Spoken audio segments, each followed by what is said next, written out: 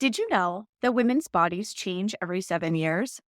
If you look back at your life, you will likely notice that there are big emotional or physical shifts at 14, 21, 28, 35, and so on. In this week's episode, we're going to take a closer look at what's exactly changing every 7 years and why we should pay attention. Hi, I'm Adrienne Irizarry. I'm an Eastern medicine practitioner who is passionate about women's health and helping women live their best lives. My goal is to put you in the driver's seat of your menstrual health. Statements made in this program are for educational purposes only and not intended as a substitution for medical consultation or advice. We do not claim to diagnose, treat, or cure any diseases. This podcast is inclusive and welcomes all gender identities. The focus of the program is on biological function, and we will use the term women throughout, but it is referencing physiological and social challenges for biology, not identity. Come as you are. I am happy you're here and welcome all performances of identity. I hope you find something. Welcome back to another episode of the Reproductive Rebel podcast. I'm really excited about this week's episode. I know I probably say that every single week because I'm just so darn excited about what I do. But I really like this particular topic because I find that it is very eye-opening and sheds a lot of light for quite a few people on why their body does what it does. So every single one of the stages that I'm going to touch on in this week's episode, I'm going to be doing a deeper dive in upcoming particular topic areas. So you'll definitely want to subscribe and make sure that you don't miss any of the upcoming episodes because each one of these is going to be eye-opening on a lot of levels. So I want to talk about the 7-year cycles. I want to talk about the 7-year cycles that women experience during their life. So, Chinese medicine believes that women's bodies transition in a 7-year cadence, and men's bodies transition in an 8-year cadence. There's a reason or they do, but just like we go through menopause, they go through this thing called andropause, and we don't talk about it enough. There's plenty of memes and stuff about all of the crazy, quote unquote, that comes around menopause. But honestly, it's really coming from a misunderstanding and imbalances that a lot of people present with. So I think that it's really important to understand that your body is going to change in this 7-year pattern. And when I say that, it's not like you magically hit 14 and boom, a button is pushed and this is going to change. No, it's not like that. A lot of times you'll start seeing changes a couple years on either side of one of these benchmarks. So for example, I know that I hit 35 and I was doing just fine. And then about 2 years after I hit 35, then I started to see that shift in my chi that I knew inherently was coming, but was way more rude than I expected it to be. So it's eye opening. So it's eye opening, informative. It helps us to calm and quiet that inner critic a little bit when we understand and can hold space for ourselves that our bodies are going to make certain types of shifts. And some of it, Chinese medicine believes that there is this concept of inborn qi, which is what we inherit from our parents at birth. The quality and quantity of that qi is determined by the health and wellness of our parents at the time of conception. But that it's more of a finite supply. Of chi. So you can dip into it, but you can't really replenish it. You can think about it like a savings account, maybe something more like a trust is a little better analogy because once things are in it, They're it, but you can't add to it after the fact.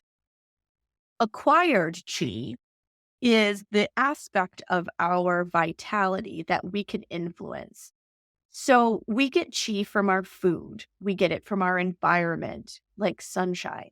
We get it from our lifestyle. We can improve this aspect of our chi through eating high quality foods, practicing a balanced lifestyle, living in harmony with the seasons, all of those kinds of things. So it's kind of like putting money into a checking account.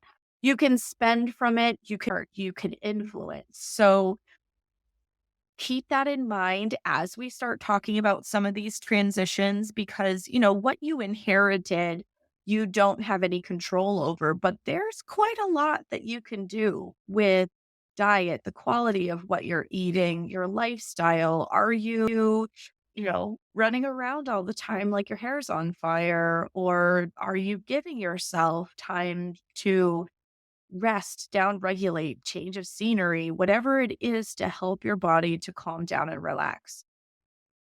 So let's take a look at these 7-year cycle. The changes happen at right around each of these landmarks.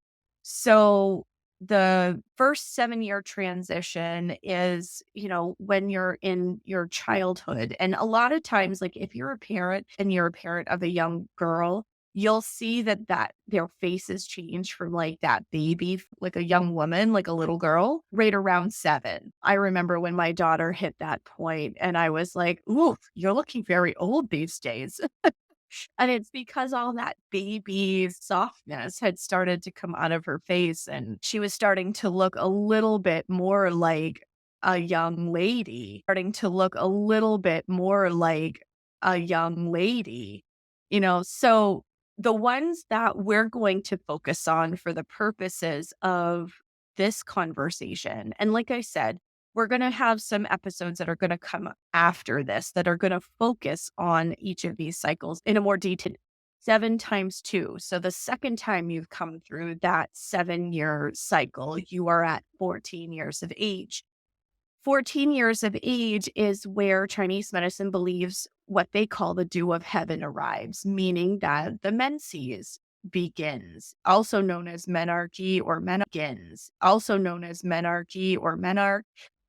The healthy range for that to start is between 12 and 14 years of age. We will talk in the episode around a girl's first period about this change that we've been seeing in more and more girls starting between 9 and 11. And Chinese medicine believes that 14 is right around the time a girl's period should start. It could be a couple of years on either side, 12 to 16. But if you're 16 or older, that is already starting, or if you're closing in on 16, it's pointing to an imbalance that's already starting to show up in the body.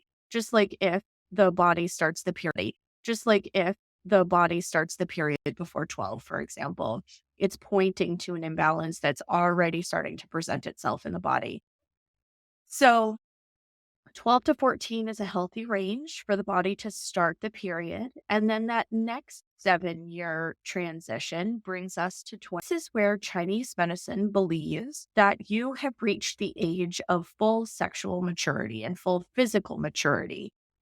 So they believe that if people engage in sex prior to 21, that it does affect the chi, and the constitution of the body. So 21 is a big one. So 14, you're in your fire phase, and then you move into your earth phase at 21. So this is a good time, like if people are starting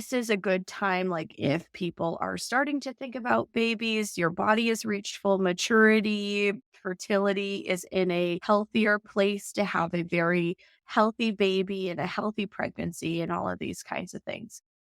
28 is considered the peak of full life. Oftentimes, this is where we're going to hit the heart of our peak fertility. So a lot of times you'll see that, between 28 and 33 is kind of the peak of a woman's life in terms of fertility. I say that from a Chinese medicine standpoint, but this standpoint, but honestly, I've seen women get pregnant well into their 40s with very healthy babies, healthy pregnancies, healthy babies. And I think our culture puts a lot of pressure on that 28 to 33 in terms of getting pregnant. And then they start making women feel like you're over the hill and way too old to be pregnant, which isn't really true. This goes back to that checking account thing.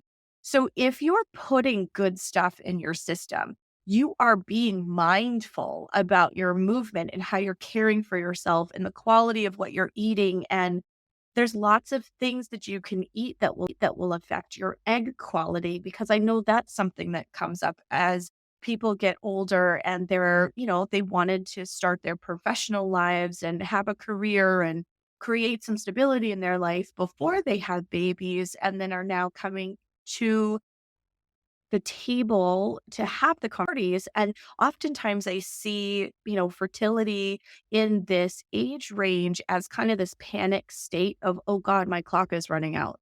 And it's like, but no, it's not running out. Your clock has not run out. You have not stopped your bleeding years yet. Your clock has not run out. There are things that you get. Your clock has not run out. There are things that you can do, and we'll talk about it in more detail, like I said, but what you're eating, you literally are what you eat, and how you're balancing your stress. Stress is a big one for fertility, and it doesn't matter if is a killer for fertility, and not finding meaningful ways to balance the stress in your life will absolutely affect your fertility. And it doesn't matter how young you are or how old you are. So while I put out there that, the overarching understanding is that 28 to 30 for fertility, you know, we have too many conversations in our culture that make us feel like our time is running out. And when you put that kind of pressure on fertility, the magic doesn't happen. So 28 is another earth phase benchmark. And you are probably the most fertile of your whole life right then. But if you are not eating well, you're not sleeping well, you're stressed out, you can have fertility challenges there too. So we're not going to hang our whole hat on that. Then we're going to move to 35. 35 is probably one of the ones where women start noticing the big shift. And this is the one that I really would like to get ahead of people getting to this zone so that we can start talking about how you can protect your chi going forward. So 35 is where chi naturally begins to start declining, but you can really affect that decline by how you live your life and what you put into your body. So you can see this, like I said, any of these benchmarks, a couple years on either side. I know me personally, 35 didn't like 37, 38. And then I started really feeling it like, wow, I slept 6 hours last night. Usually I could survive on six, but yeah, no, that's not even touching this. And I started needing to prioritize 8 hours of sleep, zero exceptions. 8 hours of sleep, zero exceptions. When I have less than that, I feel like a small child that wants to have a tantrum because I just don't feel my best. I don't feel like I've recovered and replenished well. I can feel that I feel whiny. It's not pretty, but I have come to realize that, like I used to when I was younger, I have to be mindful of, yes, I need to prioritize going to bed right now. Yes, I need to prioritize making sure that I'm getting 3 square meals a day, and I can't just do this grazing snacky stuff or forget to eat lunch or things like that, because I just didn't feel good and I was getting brain fog and all of these kinds of things. So when I began to more meaningfully look at, I actually really need to put in what I'm taking out. If I got really meaningful around putting in what I was taking out, whether that was food in my body, sleep in my body, giving myself punctuation throughout the day. And what I mean by that is, you know, life moves fast. There's demands on the time. You got kids I've got to run places, all of those kinds of things. And then having moments where I get to completely unplug, not look at my phone, not spend time with TV, go out in nature for a walk, things like this. One of my favorite tools is actually feet up the wall. And I lay down on the floor in my office and it changes my perspective. It takes me out of that need to go, go, go, go, go all the time kind of energy. And when you create meaningful punctuation like that, it could be feet up the wall. If you work in a big corporate office, maybe it's taking a lap around the floor and taking a stop on the floor and taking a stop at the bathroom or filling your water bottle or whatever. But just, take that time to decompress for a few minutes, turn off for a few minutes. That actually helps the spend in your chi. So let's make chi. So let's make this meaningful and doable. Like, this doesn't have to be, I have undivided meditation time. I mean, if you have that, that's beautiful. And I'm actually finding that as I get older, I need more of that time in order to feel well adjusted, stress level to be managed in a more appropriate way. And, maybe as I continue to age, it will become more and more of a meaningful part of my life. But even just little ways that, not eating lunch at your desk and working all the way through your lunch, then you're not getting a break, right? Lunch, then you're not getting a break, right?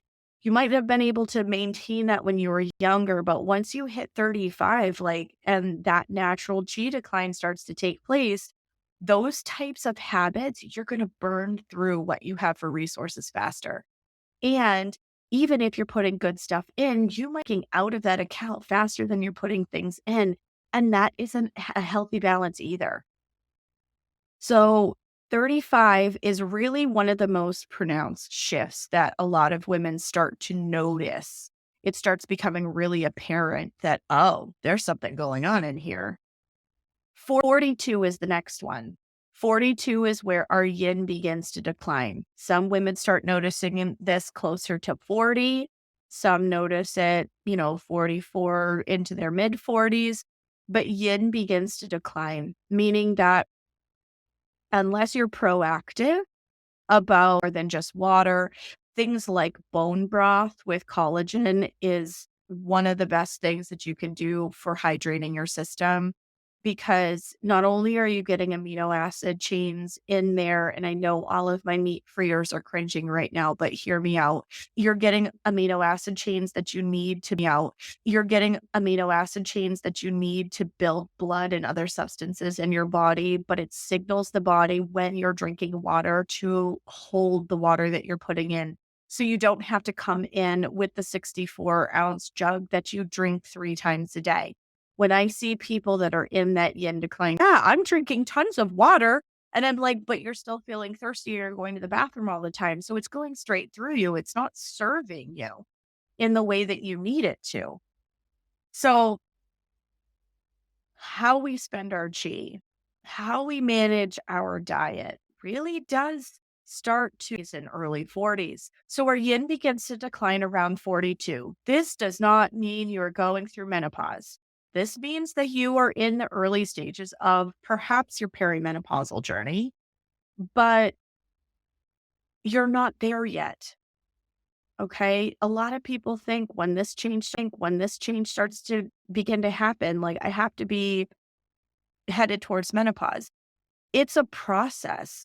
Just like that little girl that I was talking about, where they go from having a baby face to a slightly more mature, thinner face. It takes several years from the time that face change happens for breasts to bud, for hair to be apparent in, private areas and things like that. Like, it's a several year process before they get to the point that their body begins to bleed.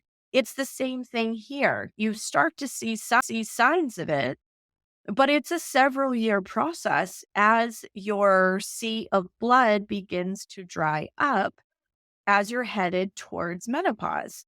So 49, 7 times 7, right? 49 is generally where Chinese medicine that age range can be 48 to 52. And again, it could be a couple of years on either side of that. I've had women who have come into my practice and gone, I don't think I'm going through menopause yet. And then a couple months later, we meet and they're in their mid 50s, right? And they're like, oh, I think I might have started that transition because now I'm getting hot at night and now I feel like my fuse is super short. Is that normal? Right. But menopause onset is typically between 48 and 52, with the average age right now of 51. And that does change at least 51. The longer you hold on to your bleeding years, the healthier you're going to be. So it's not a bad thing to start early in terms of being mindful about how you're spending your energy. Like if I could get a hold of every early 30s something and terms of being mindful about how you're spending your energy. Like if I could get a hold of every early 30s something and say, hey girl, you'll thank me later, but here's what's going to happen. And if you start, putting these kinds of things into kinds of things, like you're going to come out on the other end way better. Yeah. Oh man, I wish I could get a hold of everybody. This is why I have this show, because I want this information to be out there so that women can learn meaningful ways of taking care of their bodies. A lot of times we have all of these menstruals and we start seeing them typically 35 and older. It's because our chi is declining. The way that we move through the world is changing. What we need to put into our body is changing. All of those kinds of things make a lasting impact on our health as we age, our bone density as we become older women. Like every woman should have a weight training program in their life of some sort by the time they're 35 years old. Ideally, start it before that. And when I say that, this does not mean that you have to be a power lifter. Okay. You have to be a power lifter. Okay. Western culture thinks that we need to do everything to a friggin' extreme, and we don't. We don't.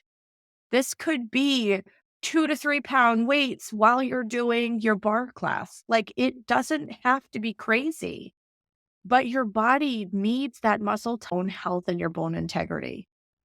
And that starts becoming a progressive issue when you are 35 and older. Okay, so learning where these benchmarks are and how to meaningfully care for yourself at each of these transition points, your older years, your golden years, whatever you want to call them. I like to think of them as golden years because I feel like the best is yet to come. My 20s were a shit show. I was one health problem after another when I was a younger woman, my late teens through my late 20s, man, I had more problems with my period. My endometriosis ran my life because I didn't know how to take care of myself. I didn't know what I didn't know.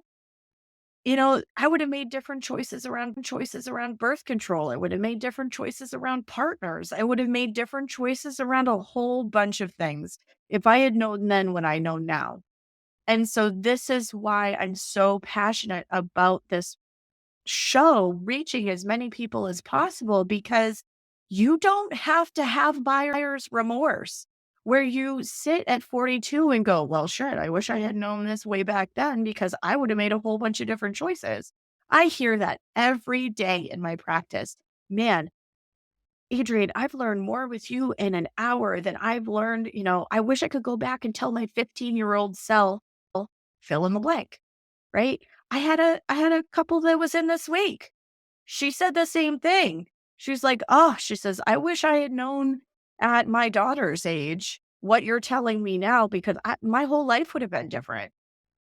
So I'm really hoping, my dream for this show is that it will help people to make these choices to help their bodies live their best lives through their entire life. So take this information, share it with a friend, make sure that you're subscribing so that as speaks about healthy menstruation and healthy first starts for periods and all of these life transitions, because I am going to go into more detail with these transitions. Like, this is important information. Share it with friends, introduce the show to them. Like, women need to know what they don't know is going to empower you and your friends and future generations of women to live their healthiest and best lives, because periods don't have to rule our life. They only do because we don't understand or haven't been taught how to take care of them. Whenever I meet people of them, Whenever I meet people who have relatives of Asian descent or Indian descent, those women really are plugged in terms of how to care for themselves, because they've had grandmothers that have been reminding them about certain things and types of oral history traditions. And it's beautiful, because this is the information this is why Western culture is so damn unhealthy. These are things that our mothers and our grandmothers and our great grandmothers understood and has been lost as we've gone along and along. And I just want everybody to know this stuff so that you don't have to suffer with endometriosis pain that takes you out of work 2 or 3 days out of the month. You don't have to pass out trying to have a bowel movement because it hurts to have a bowel movement while you're on your period. I don't want you to be like, oh, I am like sweating through my sheets. What is wrong with me? There's nothing wrong with you. It's that your body is asking for certain tools. And my hope for this show is that we'll give you the tools that you're looking for. So join the conversation, get into our Facebook group, and share what you think about this episode. Share what you think about this episode and other shows, because there are people just like you that are asking questions like this, that are excited to be given tools that they can start to meaningfully put into their lives today. And, that is an excellent place to connect with other like-minded people just like you. Interested in more specific information about your cycle, what is going on in your cycle, and how you can meaningfully take care of all of the elements of your cycle, check out the Tao of Women Institute. The first course that you're going to take is Body Basics, because it lays the groundwork for everything else. Take is Body Basics because it lays the groundwork for everything else that's going to come after it. And then it literally is the key that unlocks the door to Not Your Mama's Menstrual course, to coming into Second Spring, which is about perimenopause and menopause, and so much more. So join us in the Facebook group, the Tao of Women Institute, and really empower yourself with information so that you can live your healthiest and best life. And join us next week as we continue this journey looking at 7-year cycles. Thank you for joining me for another episode of Reproductive Rebel. Reproductive Rebel is by certified peri-steam hydrotherapist, herbalist, sound healer, and Chinese nutritional therapist Adrienne Irizarry of Moon Essence LLC. If you are interested in setting up an appointment with Adrienne for one-on-one support, ordering from our store, or checking out our course offerings, visit our website at moonessence.life. Be sure to subscribe to our newsletter to get insider information on upcoming events and offerings. Join the conversation. Like us and follow Moon Essence Me on Instagram, Facebook, Twitter, or LinkedIn. This program possible. Thank you all for your continued support.